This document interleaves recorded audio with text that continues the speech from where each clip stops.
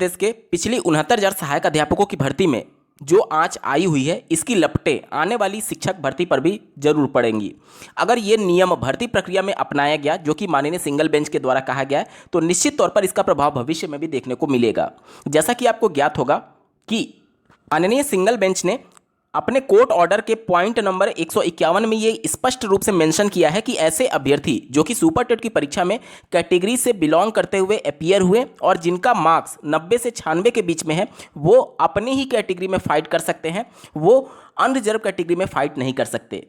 पूरा मैथमेटिकल क्या प्रभाव पड़ेगा आने वाली भर्तियों में, इसके बारे में डिटेल में चर्चा करेंगे। साथ ही साथ 69,000 सहायक अध्यापकों की भर्ती से जुड़े हुए अभ्यर्थी आज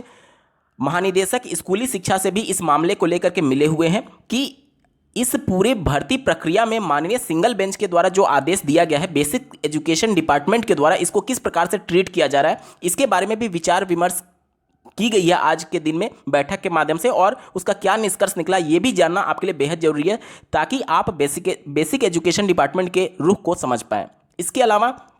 ये नियम लागू होता है तो किसको लाभ होगा, किस कैटेगरी को हानि होगी, इसके बारे में भी मैथमेटिकल कैलकुलेशन करेंगे। अंत तक जुड़े रहिएगा। नमस्कार दोस्तों, मेरा नाम है नीरज और आप देख रहे हैं कैरियर बिट यूट्यूब चैनल। अगर आप इस चैनल पर पहली बार विजिट कर रहे हैं तो इसको सब्सक्राइब करते हुए बेल आइकन को प्रेस करना ना भूलें। 69,000 सहायक अध्यापकों की भर्ती, जब क्वालिफाइंग मार्क्स से रिलेटेड मामला पहले सिंगल बेंच में, उसके बाद डबल बेंच में, उसके बाद सुप्रीम कोर्ट से जब निस्तारित हुआ, तो जब डबल बेंच में ये मामला गया था तो इस बात पर चर्चा हुई थी कि क्या जो ATRE, जिसे आप सुपर टेट की परीक्षा के नाम से जानते हैं, क्या वो केवल एक क्वालिफाइंग एग्जाम है अथवा नहीं। आप स्क्रीन पर देख पा रहे होंगे, फ्रॉम पर्सुअल ऑफ 1981 रूल्स, यानी कि एक तरीके से अध्यापक सेवा नियमावली 1981 का जिक्र करते हुए ये कहा गया है, एज अमेंडमेंट, यानी जिसमें संशोधन कर दिया गया है, makes it crystal clear that ATRE is only a qualifying examination, यानी कि ये स्पष्ट कर दिया गया है संशोधन के माध्यम से कि जो सुपर टेट की परीक्षा है वो केवल क्वालिफाइंग एग्जाम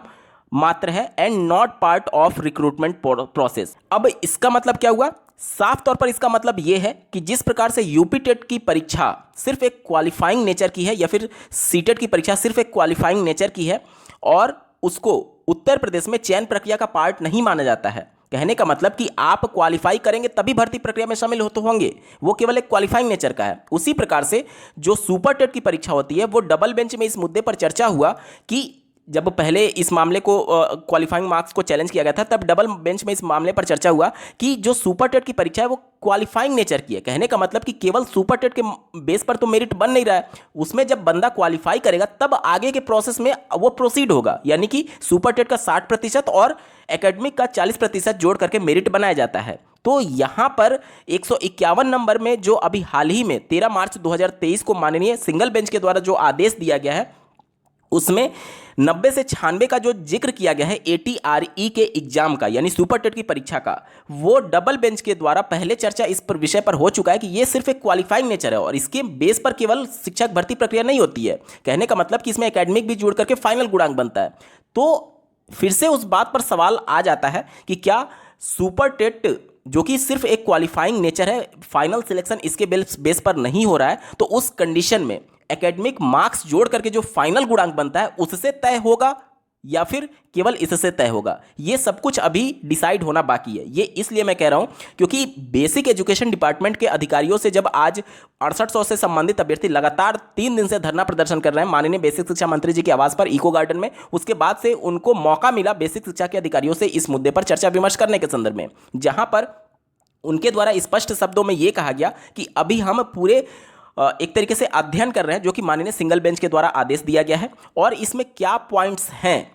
उसको आप कानूनी प्रक्रिया के तहत अपने वकीलों से विचार विमर्श करके किस पर डबल बेंच में इसको चैलेंज किया जा सकता है या फिर क्या कानूनी प्रक्रिया के अंतर्गत इसको आगे के प्रोसीडिंग में बढ़ाया जा सकता है, इसके रिगार्डिंग अभ्यर्थियों से ज्ञापन के तौर पर मांगा गया है। साफ शब्दों पर यहां पर आप देख पा रहे होंगे कि जब ये मुद्दा धीरे धीरे अब विपक्षी पार्टियों के द्वारा भी उठाया जा रहा है, तो कहीं ना कहीं सरकार भी दबाव में है और सरकार के साथ साथ बेसिक एजुकेशन डिपार्टमेंट भी दबाव में है, जो पहले ये कह रहे थे कि हम इस भर्ती प्रक्रिया में माननीय सिंगल बेंच के आदेश को फॉलो करते हुए नए रिव्यू करेंगे, तो वो सब चीज़ें अब धीरे धीरे परत दर परत खुलेंगी, क्योंकि जब राजनीतिक दबाव बनेगा तो निश्चित तौर पर इस मामले को फिर से गंभीरता से लिया जाएगा बेसिक एजुकेशन डिपार्टमेंट के द्वारा, और इसीलिए 6800 से संबंधित अभ्यर्थियों को उन्होंने आश्वासन दिया है कि आप इस में अपने वकीलों से कानूनी सलाह लेकर के कि किस पॉइंट पर आगे प्रोसीड किया जा सकता है उसका एक ज्ञापन दीजिए। अब बात करते हैं कि इसका प्रभाव आने वाली भर्तियों पर कैसे पड़ेगा। देखिए, उत्तर प्रदेश में 69,000 सहायक अध्यापकों की भर्ती में ये नियम के अंतर्गत अगर चयन प्रक्रिया कंप्लीट कर दी गई तो सीधे सा मतलब ये हो गया कि ये एक कानून बन गया, और आने वाली भर्तियों में अगर इस प्रकार से कुछ विवाद होता है तो जाहिर सी बात है आप लोग देखते होंगे कि जब भी कोई केस जाता है तो पहले की जो फैसले दिए गए हैं वो एक नजीर बन जाता है और उसी को आधार बना करके माननीय सिंगल बेंच, डबल बेंच या फिर सुप्रीम कोर्ट फैसला देती है। तो यहां से जो कुछ भी भर्ती प्रक्रिया में बदलाव होगा वो आने वाली भर्तियों में अगर मामले कोर्ट में पहुंचते हैं तो इन्हीं सब भर्तियों के डिसीजन को आधार बनाते हुए माननीय कोर्ट के द्वारा उस समय भविष्य में भी फैसला दिया जा रहा होगा। यानी कि ये जो मामला है ये सीधे तौर पर आप समझ लीजिए कि 90 से 96 नंबर वाले जो ATRE यानी कि सुपर टेट की परीक्षा में पा रहे हैं वो भविष्य में अगर इस प्रकार के विवादित मामले में फंसते हैं तो जाहिर सी बात है इसी के आधार पर फैसला दिया जाएगा। और इसीलिए बेसिक एजुकेशन डिपार्टमेंट भी कहीं ना कहीं कदम फूंक फूंक करके रखना चाह रहा है कि भविष्य में आने वाली भर्तियों का भी तो सवाल है, केवल इस भर्ती की तो बात है नहीं कि इस भर्ती में कैसे भी करके कंप्लीट कर दिया जाए, भविष्य में इसका किस प्रकार से प्रभाव पड़ेगा कानूनी तौर पर ये देखना और समझना ज़्यादा जरूरी है। अब एक बार समझ लेते हैं कि इसका पूरा प्रभाव किस प्रकार के और किस कैटेगरी के अभ्यर्थियों पर पड़ेगा। देखिए, 90 से 96 वाले अभ्यर्थी की अगर बात करें तो जाहिर सी बात है वो कैटेगरी वाले ही होंगे, क्योंकि 97 नंबर पाएंगे तभी आप अनरिजर्व वाले क्वालिफाई करते हैं। यानी कि कैटेगरी वाले अभ्यर्थी